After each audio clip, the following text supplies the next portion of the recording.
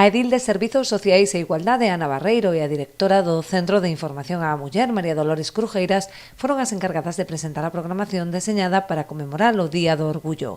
O programa iniciarase o propio martes 28 de xuño, cun acto institucional no Salón de Plenos á 1 da tarde, co pregón a cargo da escritora Mercedes Barreiro. Unha persona moi vinculada ao Concello e, ademais, vinculada tamén ao colectivo, escritora e unha persona que conoce nas súas propias carnes a problemática LGTBI e que é Mercedes Barreiro. Eu supoño que vos sonará, no que nos dará unha charla.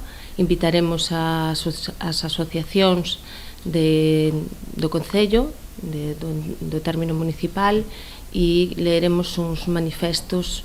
Xa na fin de semana, o venres 1 de xullo ás 7 da tarde, no Paseo do Malecón haberá tamén unha Holy Party para todos os públicos que incluirá unha sesión musical a cargo de 2 DJs. Unha festa na que van a estar representados todos os colores da bandeira LGTBI.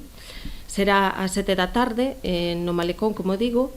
Aconsellamos vir vestidos de blanco para que todos os colores se mezclen nas nosas vestimentas, non? E teremos uns cañóns que propulsen os polvos, e logo tamén pois, se poderá ter a posibilidade de mercar, se algún quere, e seguir a festa hasta que se remate. Un dos pratos fortes do cartel terá lugar o sábado 2 de xullo coa actuación no Malecón de Remember Queen, unha das máis prestixiosas bandas tributo a este mítico grupo. Unha actuación moi significativa para o colectivo, pero ao mesmo tempo tamén é unha banda que todo o mundo conoce as súas cancións, que pode chegar a todo tipo de personas, tanto xóvenes como non tan xóvenes, non?